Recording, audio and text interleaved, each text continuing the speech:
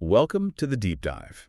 Today, we're digging deep, really deep. We're not just looking at the shiny surface of AI innovation. We're actually trying to excavate the very foundations of how we even define things like intelligence, technology, and, well, progress itself. That's right. Our core material today comes from, critical theory, a lot of anti-colonial history, and significantly indigenous knowledge systems. And these perspectives, they really force us to face something potentially uncomfortable, which is that the modern structures underpinning artificial intelligence, they might be fundamentally rooted in, let's say, Western colonial ways of knowing. Exactly. That's really the mission here. We're trying to move way beyond the sort of surface level ethical checks, like just tweaking algorithms for fairness. Right, the bias checks and balances. Yeah, exactly. We're looking at what you might call an epistemic collision. We have to ask what actually happens when these structures of knowledge, the epistemologies that define success or optimization in AI, what happens when they slam into these deeply relational, place-based ways of living and knowing? Okay, so it's a clash of worldviews embedded in the tech itself. Precisely. Because current tech design, especially in AI, it often relies on this really narrow, quantified, almost extractive definition of intelligence. And we need to unpack how that structure, that way of thinking, was inherited, directly from colonial ideas about data, about nature, about control. So this deep dive, then, it's about connecting those dots, right? Across time, we're linking, say, the global history of anti-colonial struggles, think South Asia's fight for independence, debates in post-independence Africa, linking that directly to the technical debates we're having right now about algorithms, data ownership, even what counts as sustainable development. It's a direct line. It sounds like an intellectual journey, really, showing how the political battles of the, say, 20th century are maybe being refought today, but in the digital realm. That's a great way to put it. The battlefield has shifted, but some of the core conflicts over knowledge and power remain strikingly similar. Okay, so let's start where most people probably start when they think about AI ethics. It's usually this principled approach, right? This seems to be the common framework for policymakers, for technologists. They set up these often soft law principles. Things like transparency, justice or fairness, non-maleficence, doing no harm responsibility, privacy. On the surface, that feels pretty necessary, pretty productive. It does feel productive, and it's certainly better than nothing. But the problem is it often ends up addressing the symptoms, not the underlying condition, if you like. Right. The limitations of just using this kind of checklist approach, they're actually quite serious when you dig into it. First off, in practice, these ethical principles, they're often just too abstract. Well, how exactly do you translate something like responsibility into concrete code for, say, a large language model? It's incredibly difficult to turn that kind of high-level ethical concept into a specific, measurable engineering requirement that a developer can actually implement. Right. It becomes fuzzy very quickly. And you mentioned conflict earlier, that these principles can actually fight against each other. Can you give us an example of that for someone listening? Yeah, absolutely. Think about transparency versus privacy. That's a classic tension.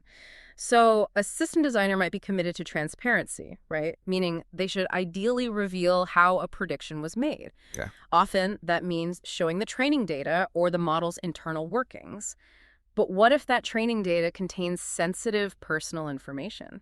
Or maybe proprietary business data? I see. Fulfilling that duty of transparency could directly violate the duty of privacy. Or perhaps it violates non-maleficence if exposing that data actually causes harm to someone. So you're stuck. You're potentially stuck. Because without a clear hierarchy, without a guiding philosophy telling you which principle takes precedence in the specific context, the whole ethical framework can just collapse into ambiguity. Or worse, paralysis.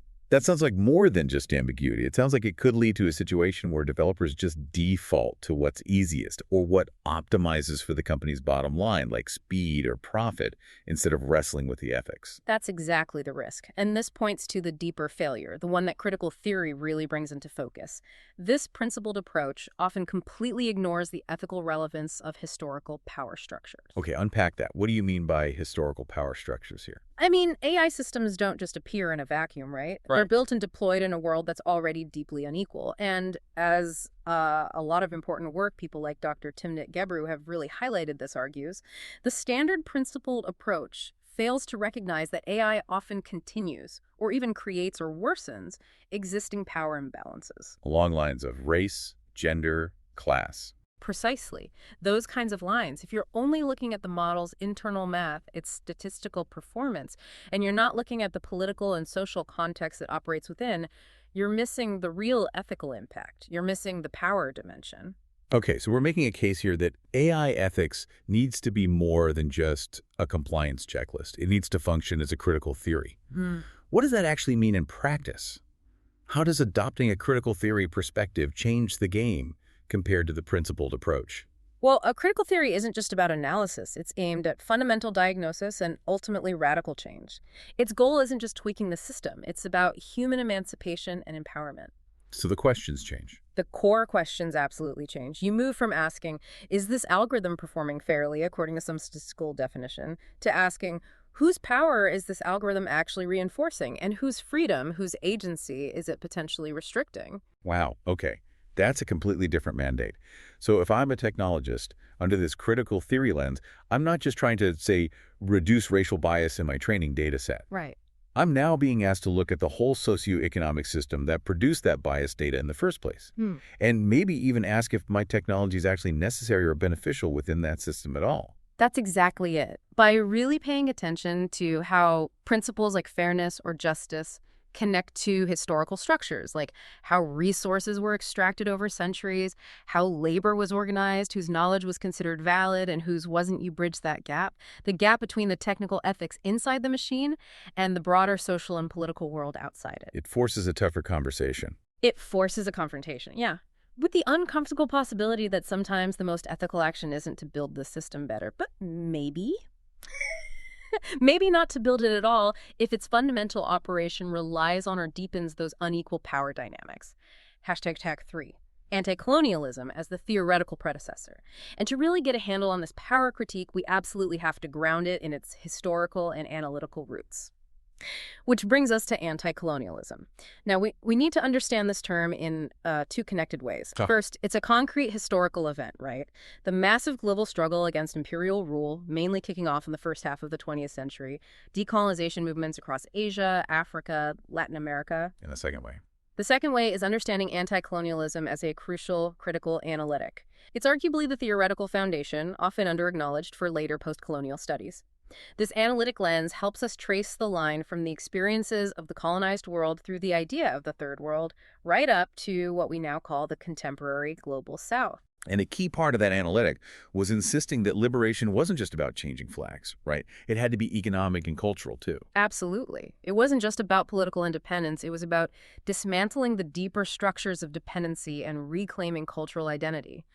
But, and this is crucial, this struggle was never, ever monolithic. It was incredibly diverse. Okay. A really rich, often conflicting tapestry of different ideologies, tactics, and visions for what a liberated future should look like. Let's take South Asia as a first big example, focusing on that really active period between the 1920s and independence in 1947. Right, and the figure everyone knows is M.K. Gandhi, championing nonviolent resistance, ahimsa, self-sufficiency, his whole philosophy laid out in Hind Swaraj. He framed it as experiments with truth, seeking to purify the self and the nation by rejecting Western industrialism. But Gandhi's path, while hugely influential, was intensely contested from within the movement itself. At the same time, especially in places like Punjab and Bengal, you had really powerful revolutionary anti-colonial groups. You took a very different approach. A completely different approach. They employed violent revolt, seeing armed struggle as basically the only way to overthrow a deeply oppressive imperial regime. Now, the British obviously labeled them terrorists. Of course. But many of these groups saw themselves aligned with global democratic and socialist revolutions, like the Bolshevik Revolution in Russia. Fighters like Bhagat Singh became heroes, martyrs even, for a revolutionary socialist path to freedom. And he was a direct ideological counterpoint to Gandhi's nonviolence. Their debate was constant, sometimes spilling into violence itself, about the legitimate means to achieve self-rule. And it wasn't just those two poles, nonviolence versus revolution, was it?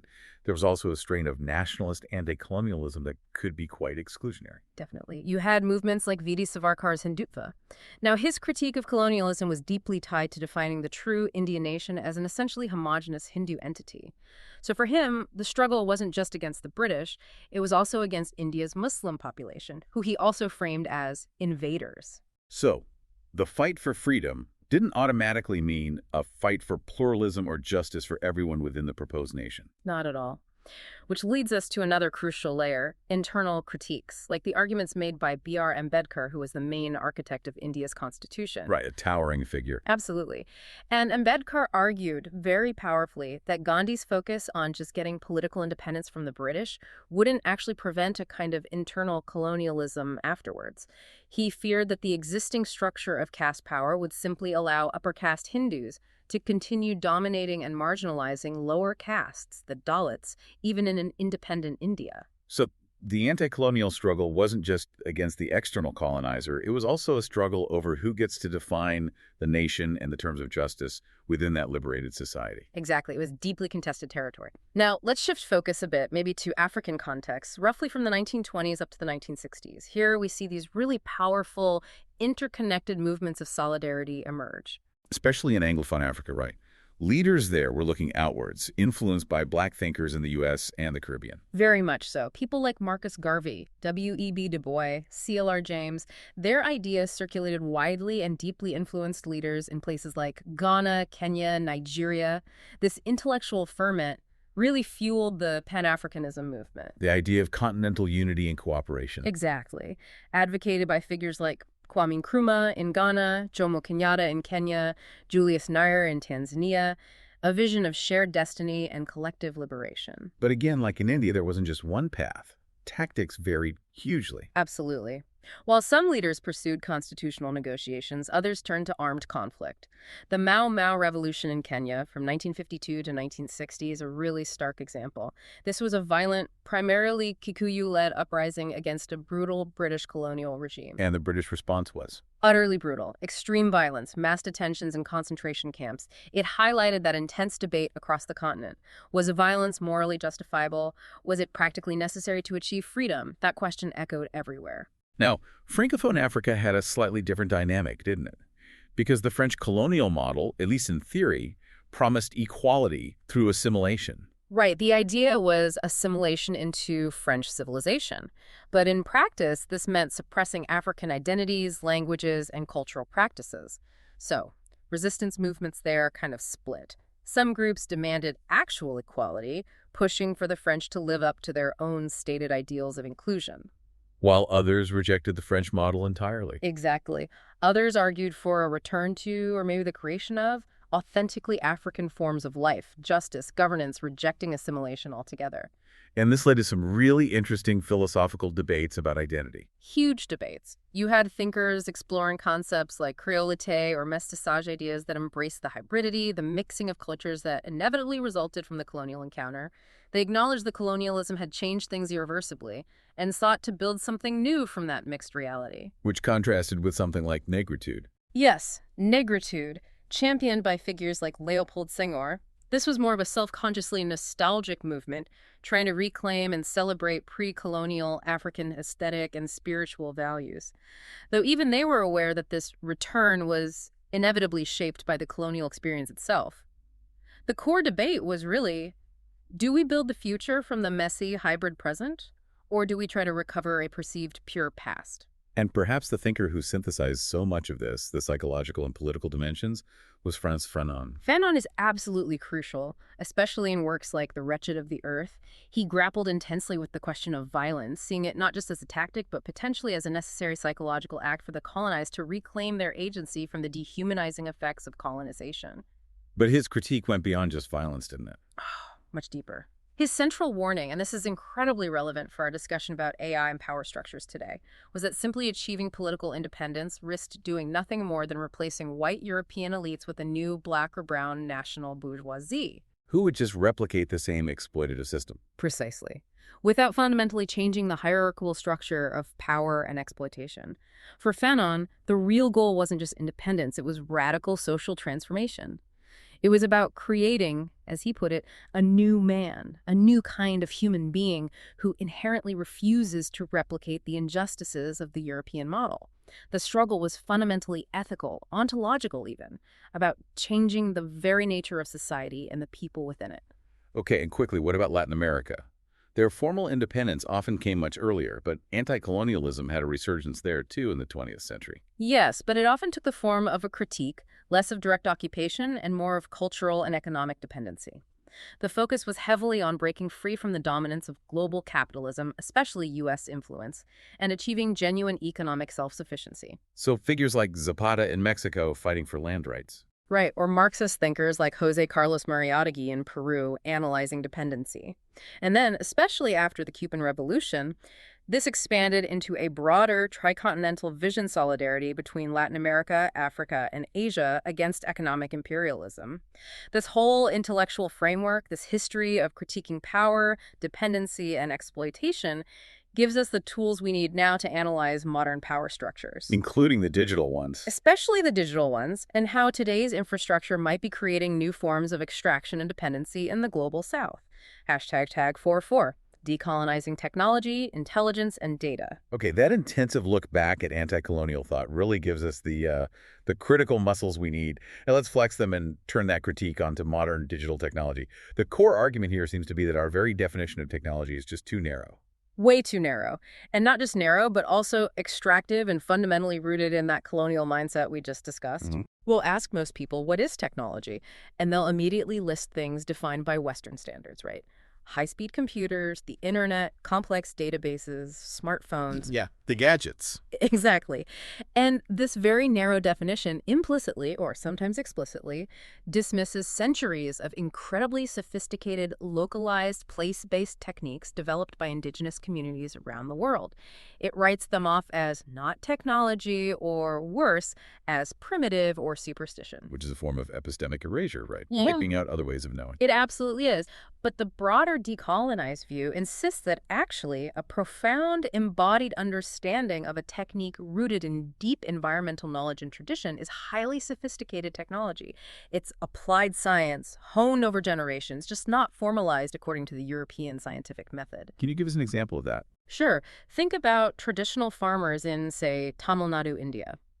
They often rely on this incredibly deep, holistic understanding of microclimates, soil types, the nuances of the monsoon. This knowledge, passed down generationally, lets them determine precise planting times, irrigation needs, crop rotations in a way that's far more resilient and adapted to that specific place than imposing some abstract, one-size-fits-all industrial agriculture model. So the knowledge itself is the technology. The integrated knowledge system is the technology. Or look at the Ula Valley in Saudi Arabia. They're actively restoring and returning to the traditional Qanat irrigation system. Which is? It's this ancient network of underground water channels, gently sloped to bring water from aquifers to the surface over long distances with minimal evaporation. Why are they going back to it? Because the integrated sustainability of the Qanat system, which works with the local hydrology, is proving superior in the long run to modern, energy-intensive deep well pumping that rapidly depletes the water table. Okay, so integrated sustainability means technology isn't just about maximizing speed or output for its own sake. Exactly. It's about weaving together the past and the present, integrating technique with culture, with ecology, with community well-being. Now, if we focus that lens specifically onto artificial intelligence, it starts to look like maybe the ultimate expression of that narrow, enlightenment-rooted rationality, doesn't it? Quantification, abstraction, the drive for universal control. It absolutely does. AI, particularly mainstream AI, often embodies those principles. It reflects the very power structures that defined colonialism, dictating what counts as valid knowledge, whose expertise matters, and whose reality gets encoded and optimized for. #A, the ontology of intelligence. And this clash becomes really fundamental. It becomes ontological, a deep disagreement about the very nature, the very being of intelligence itself. Okay. How does dominant AI define intelligence? Dominant AI paradigms generally define intelligence computationally. It's about pattern recognition, optimization algorithms, prediction, abstraction. It aims for a kind of universalist rationality that can be separated from specific contexts. Its typical goal is to solve problems by breaking the world down into quantifiable variables it can manipulate. And how does that contrast with indigenous perspectives? Radically. For many indigenous epistemologies, intelligence isn't primarily an abstract calculation ability residing inside a single mind or machine. It's understood as a relational capacity. Relational capacity. Meaning, Meaning the ability to live in balance and reciprocity with all your relations, human and, crucially, non-human kin. It's about listening deeply to the environment, to the community, to the ancestors. It's about acting with collective responsibility, considering impacts across generations. So intelligence can't be separated from ethics or ecology or community. Exactly. They are intrinsically interwoven. You can't separate a community's sophisticated knowledge about planting cycles, for instance, from their cosmology, their understanding of their relationship with the Earth and other beings. This is fundamentally different from a computational system designed purely to maximize, say, short-term yield or predictive accuracy. The Oglala Lakalata scholar Suzanne Kite has this powerful idea of treating AI as kin. Now, for someone steeped in Western thought, that might sound almost poetic or metaphorical. Can you unpack what treating AI as kin rather than just as a tool or a resource would actually mean in practice? It's a profound ontological shift, not just a metaphor. If something is considered kin, it means it's a being you have responsibilities towards. It requires respect, specific protocols for interaction, and it's part of your extended moral community. Yeah. You don't just discard a family member if they're flawed or inefficient. Right. You work with that relationship. So in practice, applying this to AI means that systems, whether algorithms, data sets, robots, wouldn't be seen as mere objects that would need to be governed by the same kinds of protocols of care, consent, and collective responsibility that indigenous communities apply to interactions with other significant beings in their world. So it's a call for accountability that goes way beyond a user agreement or a privacy policy. Way beyond.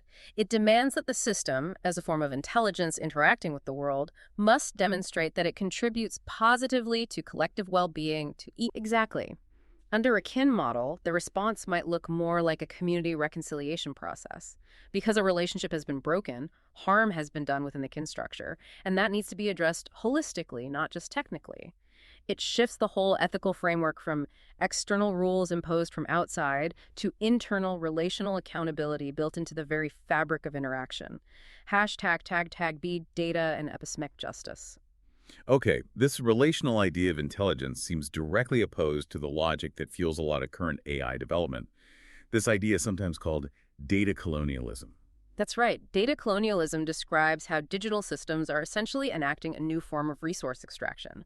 Instead of mining minerals from the land, they're mining human experience, behavior, relationships, turning lived life into data points that can be aggregated, analyzed, and monetized. And this echoes older colonial practices of dispossession. Taking land then, taking data now. That's the argument. It's a similar logic of appropriation and control, just applied to a different domain. And the indigenous response to this has been incredibly powerful, leading to the rise of data sovereignty movements globally. What's the core principle of indigenous data sovereignty? The core principle insists that indigenous data, which includes not just statistics, but also sacred stories, songs, traditional ecological knowledge, community memories, is not some universal abstract commodity that can be freely taken, used, and traded. Because it's relational. Because it's inherently tied to relationships, to specific places, communities, and protocols of responsibility. It embodies the foundational truth. Data is ancestor, not resource. Beauty is ancestor. That implies it carries obligations, doesn't it? It demands respect, permission, reciprocity for its use. Precisely. And this leads directly to that conflict we see between two dominant data governance frameworks. Okay, let's lay those out. On one side, you have the standard in Western science, the FAIR model. Right. FAIR stands for findable, accessible, interoperable, and reusable. Its primary goal is to make data as open and widely usable as possible, maximizing its utility for global research and innovation, often with little regard for its origin or the context of its creation. And contrasting with that, you have the CARE principles for indigenous data governance. What does CARE stand for? CARE stands for collective benefit, authority to control, responsibility, and ethics. Notice the immediate difference in emphasis. CARE centers indigenous authority and collective well-being. So why do FAIR and CARE clash so fundamentally? It seems like they're aiming for opposite things. They really are, because FAIR's core goal of universal accessibility and reusability directly undermines the central CARE principle, authority to control. For many indigenous communities, certain knowledge is sacred or proprietary to the collective. It simply cannot be made universally findable or reusable without violating fundamental cultural protocols and potentially causing harm. Access requires specific collective permission from the knowledge holders. So imposing the FAIR model on indigenous data is inherently problematic. It can constitute a form of epistemic violence. By prioritizing standardization and open access, it strips away context, ignores indigenous protocols of ownership and responsibility, and effectively commodifies what the community defines as a relationship, as an ancestor. Forcing indigenous knowledge into a universal Western data standard determines whose realities get recognized as data, whose knowledge systems are deemed legible and useful, while often rendering indigenous communities themselves either invisible or merely objects of surveillance. It sounds like Fanon's critique again, but applied to data. The system is built to universalize the colonizer's metrics of value, effectively erasing the sovereignty of the colonized knowledge system. That's a very apt comparison, and this isn't just theoretical resistance, it's happening actively on the ground. We see communities harnessing digital tools, but on their own terms, for cultural preservation and revitalization. Right, like the examples of endangered language revitalization efforts, say, in Indonesia. There's a critical link often mentioned there between language loss and biodiversity loss. Absolutely critical. It's well documented that when indigenous languages disappear, vast amounts of traditional ecological knowledge, or tech, disappear with them. These languages often hold incredibly precise, nuanced, place-based wisdom about local ecosystems gathered over millennia. So digital tools are being used to fight this loss. Yes, but often in community-controlled ways. Think of mobile apps like the Android-based dictionary for Lampung, or collaborative online platforms like the Basabali Wiki for Balinese, or initiatives like Nusantara in Your Hand covering languages like Javanese and Madurese. These aren't just passive dictionaries. They're active community hubs. Exactly. They're platforms for teaching, for community engagement, for documenting oral histories. By making the language more accessible, especially to younger generations, and involving the community directly and safeguarding their linguistic heritage, these projects also help preserve the embedded tech. Because if a language has, say, 50 different specific words for different soil types based on moisture, texture, and what grows best there, losing that vocabulary means losing a whole library of ecological knowledge essential for sustainable living in that specific place. Precisely. This use of technology is sovereign, it's localized, it's relational, it's technology used to reinforce community goals, not just extract data for external use. And these examples of resistance really underscore the central point of our discussion today. Indigenous knowledge, or IK, isn't just quaint folklore or cultural history. It represents concrete, verifiable, often scientifically valid, sustainable solutions to real-world problems. It directly refutes that old colonial assumption that traditional knowledge is somehow primitive or irrational. But bringing this knowledge back into the mainstream, or even just supporting its continuity, faces huge hurdles, right? Even now, long after formal independence in many places, it's not as simple as just saying, let's go back to the old ways. No, the barriers are deep and structural. First, you have the enduring legacy of colonialism itself, which spent centuries actively discrediting and dismantling IK systems, often replacing them with centralized, standardized, and frequently ill-suited Western models, especially in agriculture and resource management. So there's a credibility gap created by history. A huge one. Second, you've got the pressures of globalization and cultural convergence. Global consumerism, the dominance of Western media and values these forces, actively erode traditional practices and knowledge systems, particularly among younger generations who might see them as old-fashioned compared to global trends. And there's a technological aspect, too. Yes, third, and this is quite subtle but important, the shift from primarily oral knowledge transmission learning through elders, through ceremony, through direct participation and observation to a more dominant written or digital culture. This can weaken that vital chain of intergenerational learning where complex, embodied knowledge is passed down. Okay, so despite these challenges, the argument is that IK holds real, practical value. We did some concrete examples to show our listeners the sophistication and logical power here. The source material highlighted 3 powerful case studies from India. Yes, 3 great examples of IK contributing directly to sustainability and climate resilience.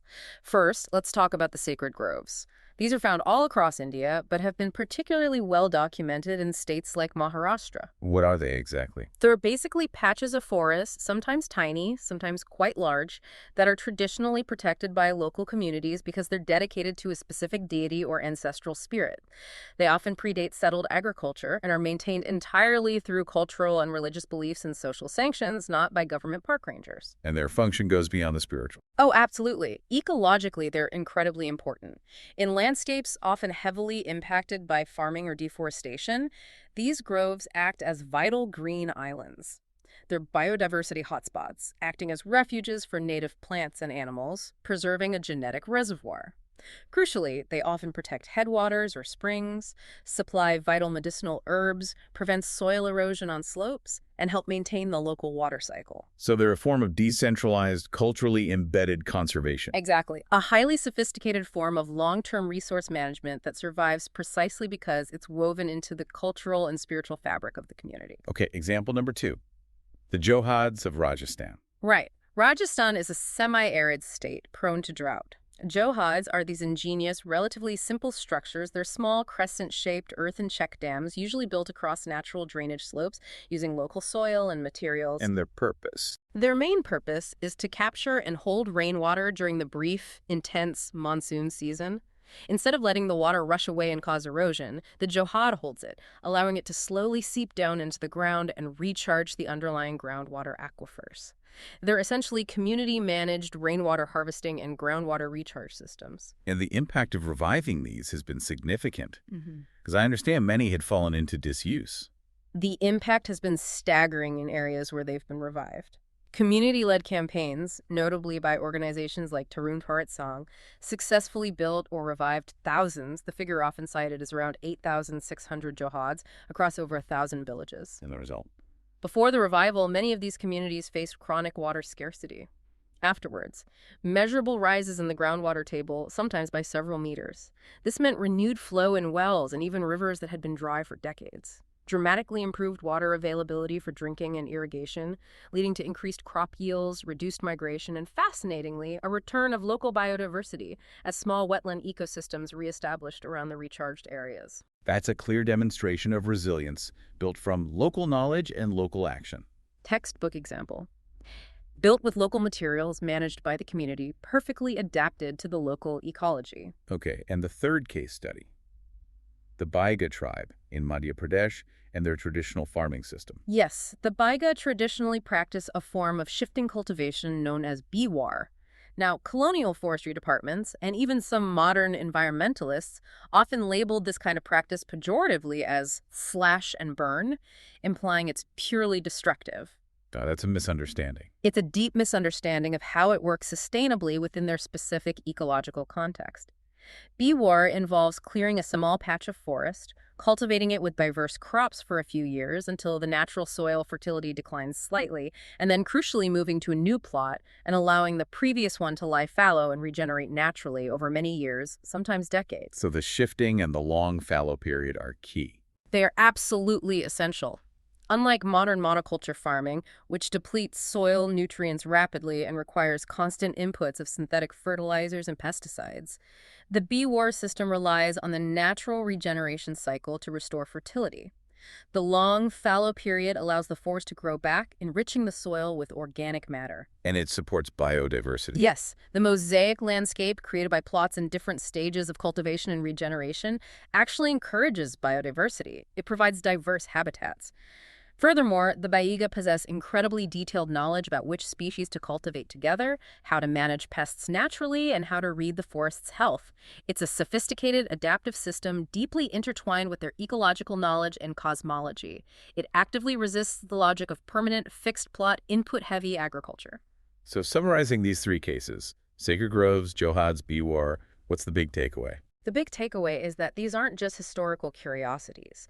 They are living examples of highly effective, sustainable practices that directly address multiple sustainable development goals like zero hunger, clean water and sanitation, climate action, life on land. They achieve this by working with ecological processes, prioritizing long-term resilience, and embedding resource management within community structures and local knowledge, rather than relying solely on top-down, high-tech, often extractive solutions. #tag6, the anti-colonial politics of degrowth.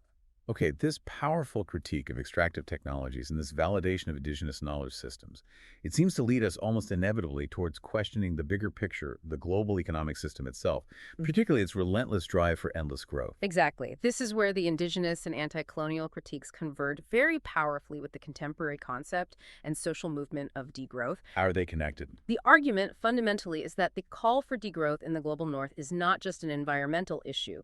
It is fundamentally a demand for decolonization and climate justice. Okay, to unpack that. Why decolonization? We have to start with the stark reality of global ecological debt. The data is overwhelming. High-income countries, predominantly the global north, are the primary drivers of global ecological breakdown. They are responsible for something like 92% of cumulative carbon emissions, in excess of what scientists estimate to be the safe planetary boundary. Like 2%. An astonishing figure. And their average material footprint, the total weight of resources consumed per person per year, is around 28 tons.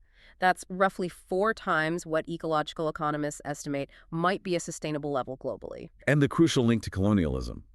This northern overconsumption isn't happening in isolation. Not at all. That's the key anti-colonial insight applied here. Northern economic growth, historically and currently, relies significantly on a massive net appropriation of resources and labor from the global south. We're talking quantifiable flows. Recent estimates suggest the North appropriates something like 10 billion tons of embodied raw materials and nearly 400 billion hours of embodied human labor per year from the South, net. So the wealth and high consumption levels in the North are structurally dependent on draining resources and labor from the South. That's the core argument. The ecological crisis is therefore not just about total global consumption. It's structurally organized along these neocolonial lines of unequal exchange and resource extraction. And this pattern continues even with proposed green solutions. That's a major concern within the degrowth and decolonial discourse. Take the transition to renewable energy.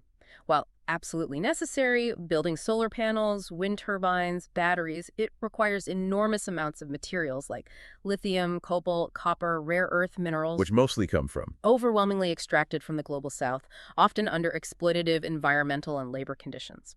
So if the global north attempts to maintain its current trajectory of aggregate economic growth, even while switching to renewables, the sheer demand for these materials will skyrocket. This risks locking us into a new, green version of colonial resource dependency and conflict. There's another climate technology often mentioned in this context too, BECCS. You mentioned it briefly. What is it, and why is it seen as a colonial threat? Right. BECCS stands for Bioenergy with Carbon Capture and Storage. It's a negative emissions technology heavily relied upon in many mainstream climate models to theoretically balance the carbon budget later this century. How does it work? The basic idea is you grow vast amounts of biomass, fast-growing trees or crops, then you burn that biomass to generate energy, capture the CO2 released during combustion, and sequester it, usually underground. In theory, because the plants absorb CO2 while growing, the net effect is removing CO2 from the atmosphere. Okay, sounds potentially useful, but what's the catch? The catch is the scale. The sheer amount of land required to deploy BECCS at a level that would make a meaningful difference to global emissions is terrifying. Some prominent models suggest we'd need dedicated bioenergy plantations covering an area roughly 3 times the size of India. 3 times the size of India. Where would that land come from? Exactly. That land would inevitably have to be appropriated, likely displacing smallholder farmers, indigenous communities, and critical ecosystems, overwhelmingly located in the global south. It represents the potential for a climate-driven land grab on an unprecedented, globally colonial scale. So the very solutions proposed to fix the climate crisis, if they're built on the assumption of continued northern growth, could end up massively exacerbating the very colonial dynamics of dispossession that anti-colonial movements fought against. Precisely. And that is why the political demand for degrowth in the North is framed as essential for global justice. It's positioned as the only just path. It's argued to be the only just mechanism to achieve ecological sustainability without resorting to neocolonial appropriation. The call is for wealthy nations to deliberately and equitably scale down their throughput, the total volume of energy and resources flowing through their economies, bringing it back within sustainable, equitable limits. And the effect of that scaling down. Twofold. First, it directly reduces ecological pressure and reverses the trend of breakdown driven by northern overconsumption. Second, and crucially from a decolonial perspective, it ends the structural need for massive resource appropriation from the South. It frees up southern countries to organize their own resources and labor around meeting their own population's human needs and development goals, rather than primarily servicing export markets geared towards northern consumption patterns. This sounds like a fundamental challenge to the core logic of capitalism itself. It absolutely is, because capitalism in its current form has this built-in imperative for perpetual, exponential growth and surplus value. And historically, how is that surplus generated? often by enclosing and commodifying things that were previously part of the commons: land, water, forests, knowledge, even human labor itself, and by systematically depressing the prices paid for these inputs. Which requires finding new frontiers to exploit. Exactly. It requires constantly pushing outwards, finding new sources of cheap nature and cheap labor, often through neocolonial relationships.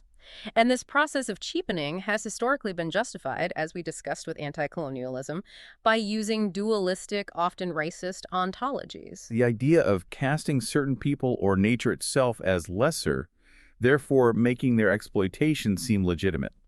Precisely. Casting Black and Indigenous peoples, women, nature itself as not fully human or passive resources was central to justifying colonial dispossession and exploitation.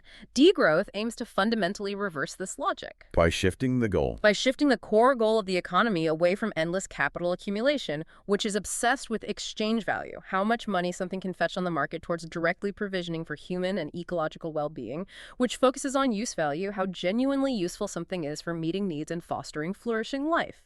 This requires actively deaccumulating in the north, de-enclosing the commons, making essential resources public again, and decommodifying essential services like healthcare, housing, education, energy. And this connects back to movements in the global south. Absolutely. This framework resonates strongly with demands coming from social movements in the South for decades. Think of the People's Agreement of Cochabamba, adopted in Bolivia in 2010 by civil society groups from around the world. It explicitly critiqued northern hyperconsumption as unsustainable and unjust, and called for things like the decolonization of the atmosphere, arguing that the historical pollution by the north has stolen ecological space from the south. So the political project for degrowth in the north isn't about austerity or forcing everyone into poverty. Not at all. That's a common misconception.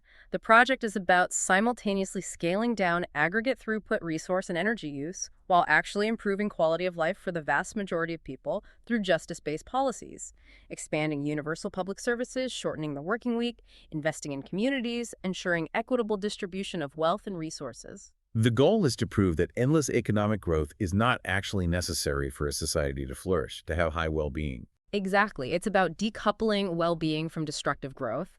And that radical shift in priorities is arguably the ultimate fulfillment of the anti-colonial critique of imposed, exploitative European models of development. So, bringing all these threads together, the critique of AI ethics, the lessons from anti-colonialism, the validation of indigenous knowledge, the politics of degrowth, the ultimate challenge, whether we're talking about AI or the economy, it demands more than just superficial tolerance or, simply including diverse voices. It demands something deeper. It demands genuine epistemic pluralism, which means actively recognizing, valuing, and integrating multiple, coexisting, and potentially radically different, yet equally valid ways of knowing and being in the world.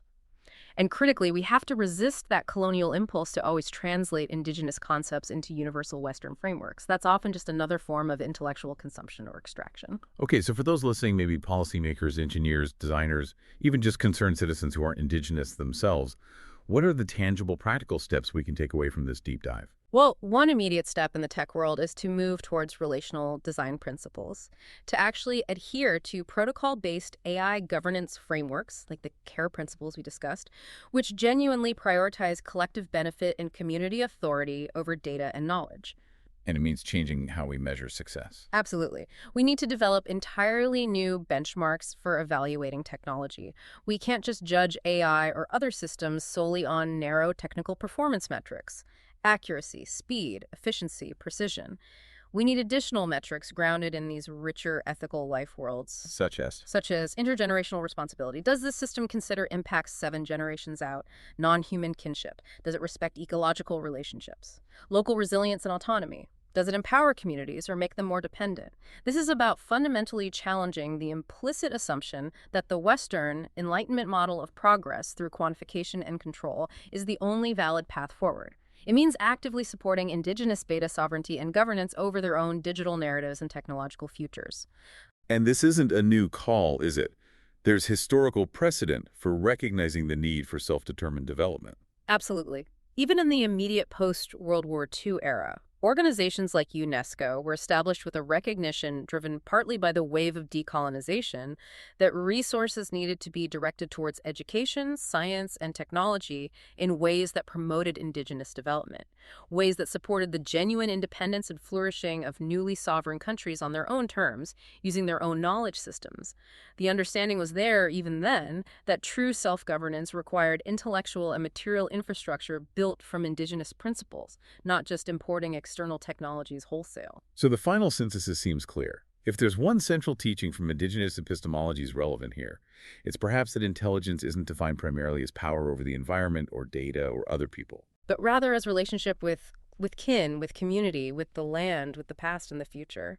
When we define intelligence purely computationally, as power and control, we inevitably build tools suited for extraction and hierarchy. When we start to define it relationally, we might begin to build tools oriented towards ecological balance, collective responsibility, and mutual care. which leaves us, and you listening, with this final provocative thought to maybe wrestle with. If the deep underlying logic of so much current technology is built on efficiency, abstraction, quantification, the very engine, arguably, of colonial expansion, what might actually happen if we tried to shift the core foundational logic of future AI towards reciprocity and care? How would that fundamentally redefine what a successful future for technology even looks like? And, perhaps more urgently, what responsibilities would adopting such a relational mandate impose on the powerful global structures, economic, political, technological, that govern all our lives? That, I think, is the necessary decolonization of the future we need to be working towards. Thank you for joining us on this deep dive. We hope it gave you much to think about. We'll be back soon with more critical investigations.